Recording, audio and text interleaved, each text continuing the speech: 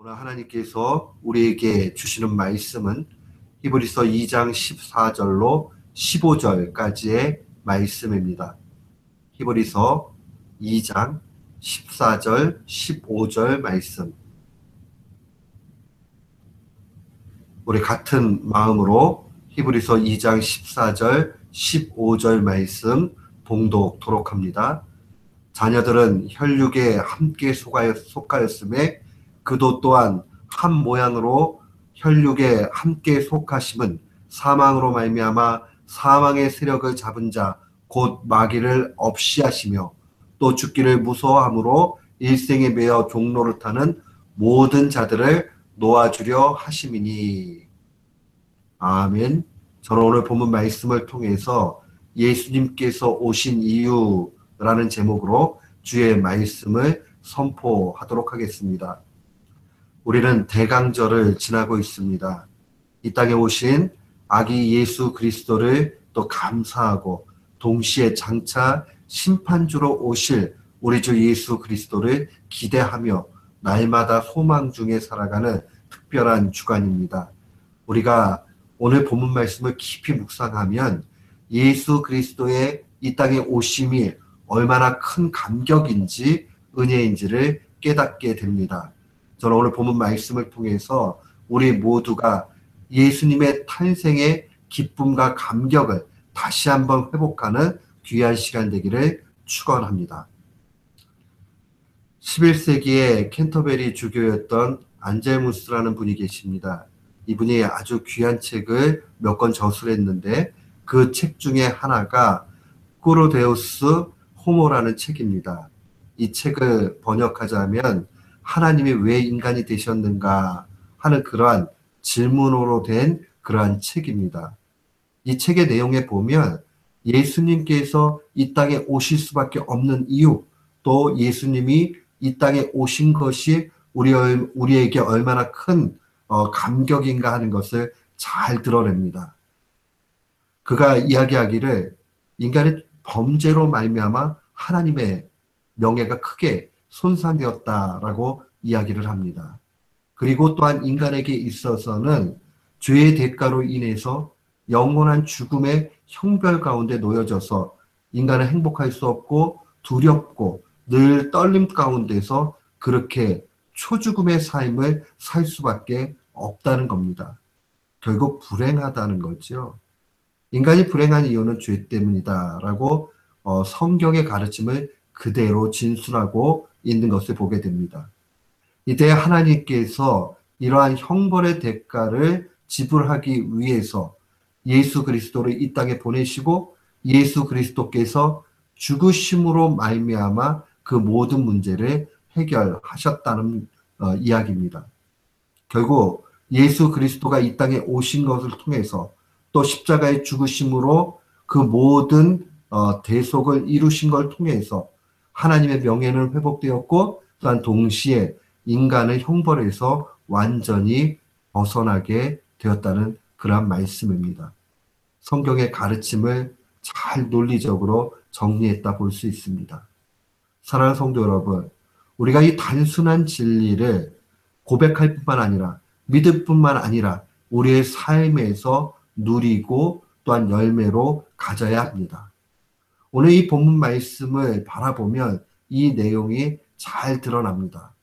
우리는 하나님의 말씀 가운데서 예수님의 다른 이름들을 발견합니다. 그 다른 이름 중에 하나는 예수님이 중보자이시다라는 의미입니다. 중보자라는 말은 가운데 끼어 있다 이런 의미죠. 미디에이터. 이 가운데에서 중재하는 역할을 하는 것이 바로 중보자입니다.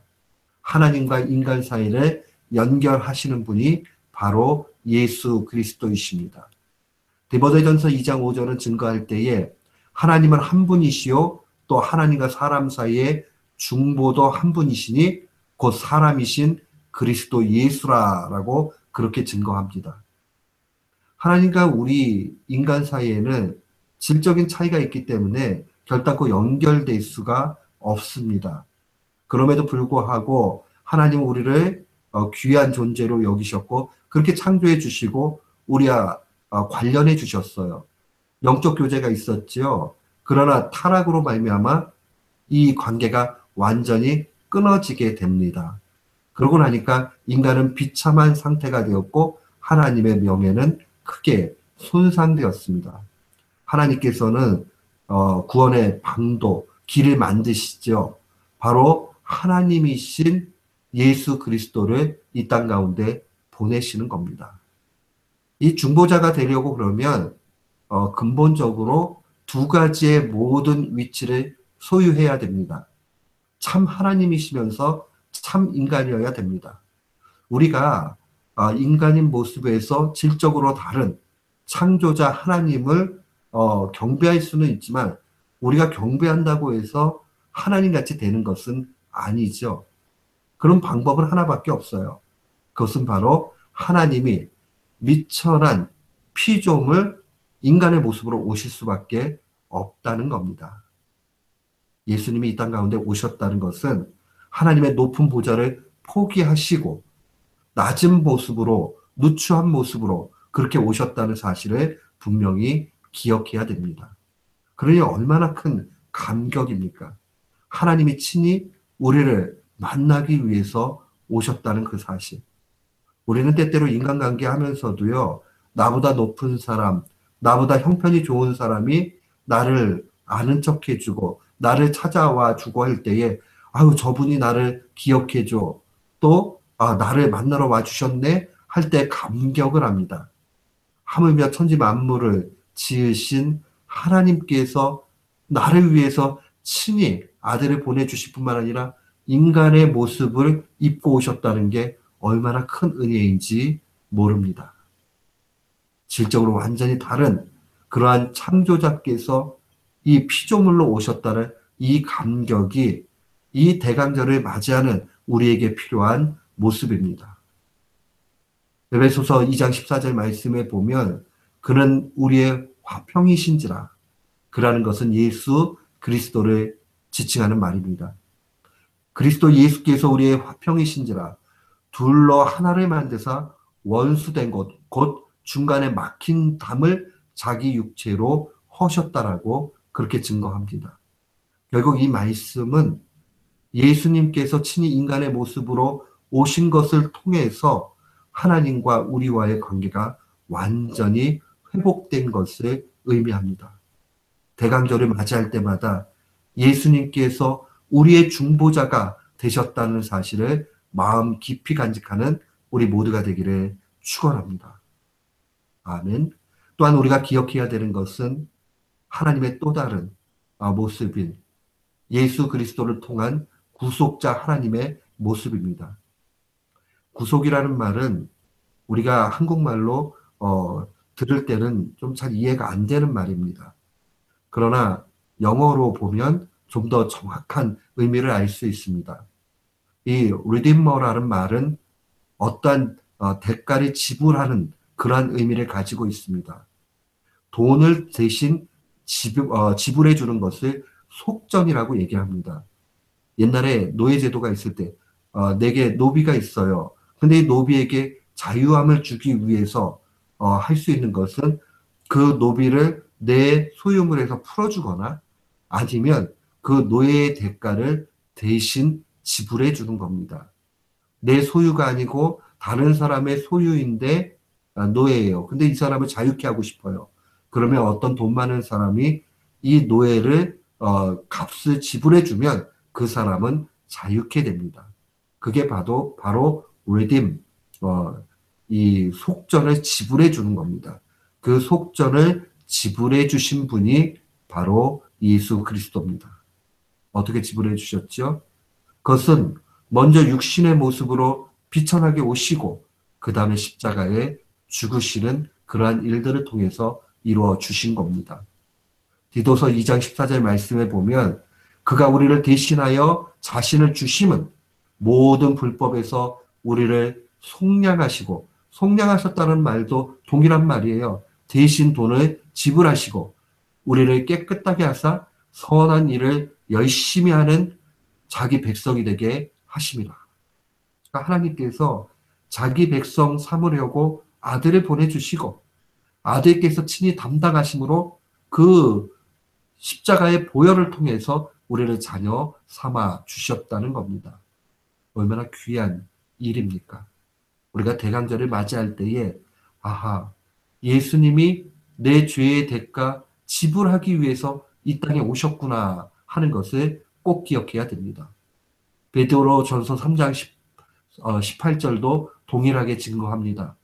그리스도께서 단번에 죄를 위하여 죽으사 의인으로서 불의한 자를 대신하셨으니, 속죄죠. 대신하셨기 때문에 이는 우리를 하나님 앞으로 인도하려 하심이라. 육체로는 죽임을 당하시고 영으로는 살림을 받으셨다라고 증거합니다. 사랑하는 성도 여러분, 예수님이 이 땅에 오신 이유는 아주 단순합니다. 마귀의 사망의 권세를 깨뜨리기 위해서 오셨습니다. 우리가요, 이 마귀의 사망의 권세를 이기지 않는 한 우리의 인생에는 결단코 행복이 없습니다. 그러니 우리에게 아무리 좋은 것 있게 돼도 예수 그리스도 통해서 이 죄의 자유함이 없게 되면 그 사람의 삶은 헛것이 되고 마는 겁니다.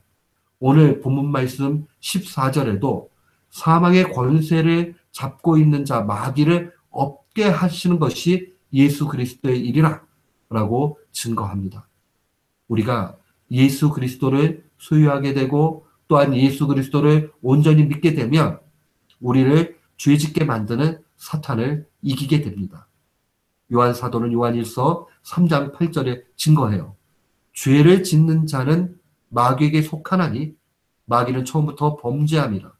하나님의 아들이 나타나신 것은 마귀의 일을 멸하려 하심이다 라고 그렇게 증거합니다. 우리를 불행하게 만들고 우리를 파멸로 이끌고 우리를 우울하게 만들고 우리를 넘어지게 만들고 지치게 만드는 그 일들에서 벗어날 수 있는 것, 바로 예수 그리스도를 소유하는 길밖에 없습니다. 다른 말로 이야기하면 예수님 잘 믿어야 됩니다. 인간은요, 근본적으로요, 죽기를 무서워하는 일생 가운데서 그 죄의 종로를 타면서 살아갑니다. 그게 늘 두려움이 있고 괴로움이 있어요. 이 문제에 벗어나려면 하나님의 사랑이 우리 가운데 있어야 되고, 그 시작은 바로 예수 그리스도를 믿는 데서 시작이 됩니다.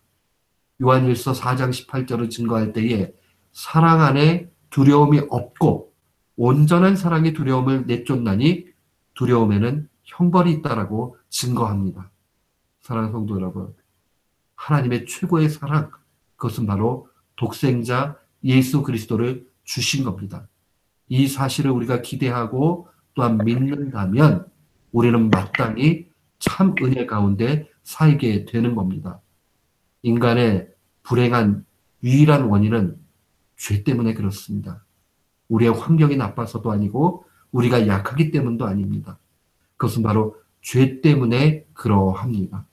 죄의 문제를 예수 그리스도로 말미암아 해결받았음을 기억하고 오늘도 주 안에서 행복하게 또 기쁘게 살아가는 귀한 교우들 되시기를 주님의 이름으로 축원합니다. 아멘.